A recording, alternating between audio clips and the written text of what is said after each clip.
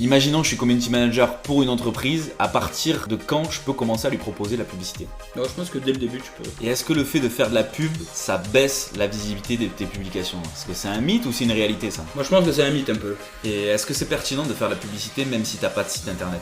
Petit disclaimer, cet épisode fait partie d'une série de 3 épisodes spécialement dédiés pour les community managers. Vous allez voir, c'est du question-réponse. Peut-être un peu moins d'interaction, mais toujours autant de valeur. Et puis si vous n'êtes pas community manager, ça vaut quand même le coup d'écouter puisque potentiellement vous pouvez être client d'un community manager qui veut intégrer MetaAds à son offre. Et c'est intéressant aussi de connaître l'autre côté. Sur ce, bonne écoute. Imaginons que je suis community manager pour une entreprise, à partir de quand je peux commencer à lui proposer la publicité? Alors, je pense que dès le début, tu peux. Tu vois, ça fait 2-3 mois que tu travailles avec lui, par exemple, et tu sens que tu stagnes un petit peu dans tes résultats, que tu gagnes pas assez d'abonnés. Comme tu as une petite communauté sur le compte, et du coup, quand tu diffuses un post, tu as 10-20 likes, et là, en fait, tu peux aller voir ton client et tu lui dis, écoute, tu investis dans un community manager pour faire de la communication et pour gagner en visibilité. Parce que là, le problème, c'est que la visibilité, elle est limitée. On touche que 200 personnes parce qu'on a 300 personnes dans notre communauté. Donc, du coup, on a peu de likes. Donc, du coup, ça va donner une impression de pas super populaire auprès des gens qui pourraient tomber dessus. Donc, pour corriger ce problème, ce qu'on peut faire, c'est peut-être déjà de développer l'engagement sur les posts, de développer la visite sur le profil pour développer après la communauté et en fait faire grossir le compte Instagram un petit peu. Je dis pas qu'après au bout d'un moment ça sera la solution à tout, mais c'est peut-être déjà de commencer dans cet angle de on sait que c'est dommage, on sait que tu investis et c'est dommage d'investir et d'avoir peu de visibilité. Donc ajoutons-y de la publicité et en théorie ça devrait apporter plus de résultats.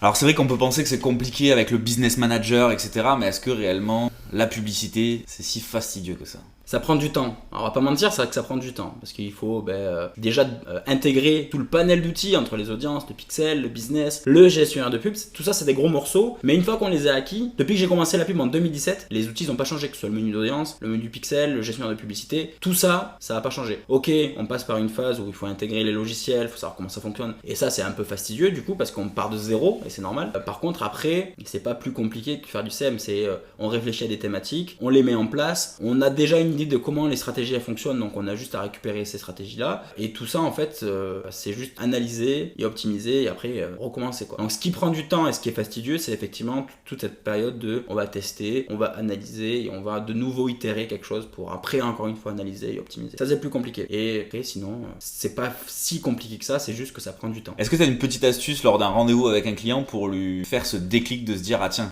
ok ça vaut le coup d'investir dans la publicité? Moi le déclic, comment je le fais naître, c'est en suggérant des choses. En fait, je pense qu'il y a déjà d'une part une grosse méconnaissance de la part du grand public sur la publicité et juste en suggérant des actions toutes bêtes, en général ça donne des idées aussi à l'entrepreneur. Tu vois par exemple une fois, j'ai expliqué qu'on pouvait faire donc de la publicité sur les gens qui visitent le site et la personne ne savait pas que c'était possible sur Meta et que c'était peut-être réservé uniquement à des gros groupes du style Amazon, Google et que les petits n'y avaient pas le droit. En fait, je lui ai expliqué et je lui disais voilà, on peut faire une campagne de retargeting sur les gens qui viennent sur le site et ils voient la vidéo de présentation de l'entreprise, ou alors on va dire les gens qui ont visité telle page ils vont voir ça aussi, et en gros c'est de suggérer des actions publicitaires et là la personne se dit ah ouais on peut faire tout ça, et en fait ils ont un petit peu le déclic en se disant ah ouais en fait si on peut faire tout ça moi aussi j'ai envie de le faire et ça peut m'apporter quelque chose. Et tu dirais quoi toi à un client qui te dit c'est bon moi j'ai assez de clients, j'ai pas besoin de faire de publicité? Déjà c'est super pour toi parce que c'est cool. Après, effectivement, on va pas lui mettre le pistolet sur la tempe pour qu'il fasse de la pub. Mais effectivement, c'est risqué, je lui dirais. C'est pas préparer le futur un petit peu. Parce qu'effectivement, il a assez de clients, ça fonctionne bien pour lui. Nous, on a eu le cas où la cliente nous a appelé en nous disant arrêtez les pubs, ça marche trop bien. Nous, pense que c'est une erreur parce que au lieu d'arrêter les campagnes, on aurait dû peut-être réduire les budgets, on aurait dû peut-être diffuser d'autres choses ou aller chercher d'autres cibles peut-être, on aurait pu faire d'autres choses. Et c'est le genre de client qui après au bout de 6 mois, 1 an nous appelle en mode j'ai plus de clients, il faut relancer de la pub. C'est comme un train, il va être difficile de la lancer alors que s'il est toujours en route, en fait on touche toujours des personnes qui entendent toujours parler de nous et donc du coup on garde ce côté cycle de vie, on touche de nouvelles personnes, on les qualifie, on les fidélise, ils viennent, ils achètent, et si on met pas ça en place dès le début, c'est plus fastidieux après, parce qu'il faut déjà le faire en fait.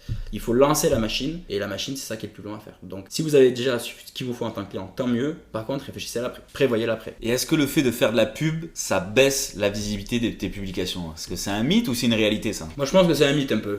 Pourquoi? Alors déjà on a fait le test, on avait attendu les 2000 abonnés avant de faire de la publicité, on était en compte perso jusqu'aux 2000 abonnés, et on est passé en pro pour faire de la publicité. on n'a pas vu de changement majeur. Ensuite, je pense que c'est contre-productif de la part de Meta parce que eux, ce qu'ils veulent, c'est que tu publies. Et si ils te forcent à faire de la publicité, du coup, au bout d'un moment, tu en deviens dégoûté de la plateforme et tu vas aller sur une autre plateforme qui te propose plus de visibilité en organique, du style LinkedIn et TikTok. Donc, je pense que c'est pas l'intérêt d'Insta de te faire fuir. Par contre, de suggérer de faire de la publicité pour aller plus loin, oui, je pense que c'est bénéfique pour eux. Eux, ce qu'ils veulent, c'est que tu aies des résultats dans tous les cas. Sinon, si t'as pas de résultats, tu fais pas de pub. Et si tu fais pas de pub, tout le modèle économique s'écroule.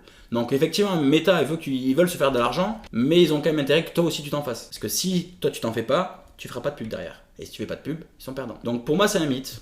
C'est simplement qu'ils veulent t'accompagner sur leur vrai business model qui est de faire de la publicité. Pour ça d'ailleurs qu'ils te proposent des assistants marketing, des appels avec des assistants marketing gratuits qui t'accompagnent sur la mise en place de tes premières campagnes ou quoi, pour les débutants. Ça prouve déjà qu'ils ont cette volonté d'accompagner même les petits à faire de la pub. C'est quoi pour toi l'argument numéro 1 pour faire de la pub ? Pour moi, c'est le pixel. Quand tu arrives à pouvoir montrer le retour sur investissement de tes publicités à ton client, tu as tout gagné parce qu'en fait, tu viens lui montrer combien ça lui a rapporté. Et lui, il peut se projeter. Combien de fois on a travaillé avec des entreprises où on leur posait la question, vos anciennes campagnes pub, elles vous ont rapporté combien ? On ne sait pas. Ah, vous n'avez pas un pixel installé dessus ? Non, je crois pas. Je crois que la personne d'avant l'avait pas fait. Et donc du coup, c'est facile. On peut pas lancer des campagnes et dire après combien ça a rapporté. Derrière, il y a quand même un retour sur investissement. Il y a toute cette notion-là. Donc le pixel, c'est l'argument principal numéro 1. C'est-à-dire, on va lancer des campagnes pub, mais derrière, on va vous dire aussi, sur ces campagnes, combien de personnes sont arrivées sur le site, combien ont effectué une action sur ton site, et pas forcément en tant que client, combien ont ajouté au panier, et combien ont acheté à la fin, par exemple. Et de dire après combien de chiffre d'affaires ça a généré. Et ça, cette information-là, elle est plus importante que tout le reste, puisque ça permet aussi de pointer du doigt là où ça va pas. Si on n'a pas de résultat avec les publicités, grâce au pixel, on peut dire il y a beaucoup d'abandon de panier. Il y a peut-être quelque chose entre le moment où les gens ils ajoutent au panier et le paiement qui cloche. Parce que si tout le monde ajoute au panier et qu'après ils n'achètent pas, c'est là qu'il faut retravailler tout. Si au bout d'un mois mes campagnes n'obtiennent pas de résultats, c'est-à-dire que je fais pas de vente, qu'est-ce que je devrais faire ? Déjà, c'est d'identifier là où le bas blesse concrètement. Ce qui est bien avec la publicité, c'est que ça va vraiment identifier les points forts et les points faibles de ta stratégie. Tu vas pouvoir identifier si les gens cliquent facilement sur tes publicités. À ce moment-là, si tu vois qu'il n'y a personne qui clique sur tes pubs, tu refais tes pubs. Tu vas regarder si les gens ils atterrissent bien sur ton site. S'ils n'atterrissent pas sur ton site, peut-être que ton site il est trop long à charger. Et donc du coup, tu perds beaucoup de personnes entre le moment où ils cliquent et le moment où ils arrivent sur ta page. Les premières choses à faire, c'est d'identifier ce qui ne va pas dans ton tunnel. Entre le moment où la personne elle voit la pub et le moment où la personne elle arrive sur ta page de vente par exemple et pour acheter. Et en fonction, c'est de mettre en place des optimisations. Donc si ça marche pas après un mois, c'est de continuer à optimiser et peut-être tu vois couper la campagne pub, le temps de mettre ces ajustements en place et de la relancer après et de comparer les résultats avant-après.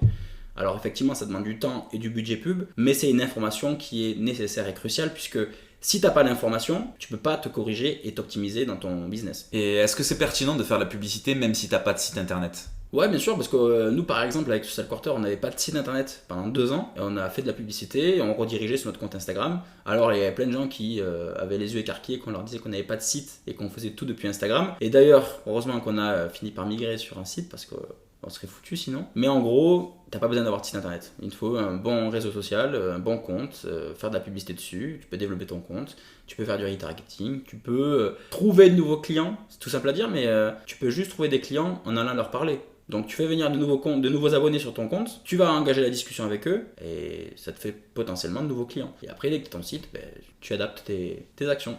Et oui, ça y est, toutes bonnes choses ont une fin. Cette petite série est terminée, mais ne t'inquiète pas, si ça t'a plu, on en refera d'autres, pas de soucis.